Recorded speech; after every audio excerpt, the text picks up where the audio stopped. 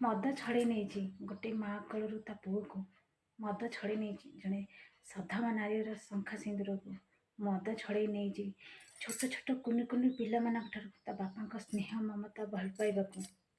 ମଦ ଛଡ଼େଇ ନେଇଛି ଘରର ସୁଖ ଶାନ୍ତି ସବୁ କିଛି। ସବୁ ଅଶାନ୍ତିର କାରଣ ହେଉଛି ମଦ।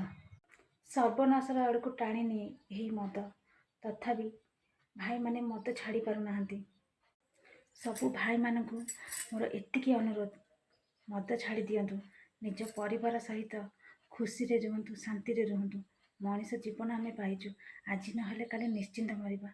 ହେଲେ ଆମ ପ୍ରତି ଯେଉଁ ଦାୟିତ୍ୱ କର୍ତ୍ତବ୍ୟ ଅଛି ଆମେ ତାକୁ ଅଧାରୁ ଛାଡ଼ିକି ଗଲେ ଆମେ ସିନା ଶାନ୍ତିରେ ମରିଯିବା, କିନ୍ତୁ ଆମକୁ ଯେଉଁମାନେ ବିଶ୍ୱାସ ଭରସା କରିଛନ୍ତି, ଆମ ଉପରେ ଯେଉଁମାନେ ନିର୍ଭରଶୀଳ, ସେମାନେ ବହୁତ କଷ୍ଟ ଯନ୍ତ୍ରଣା ପାଇବେ।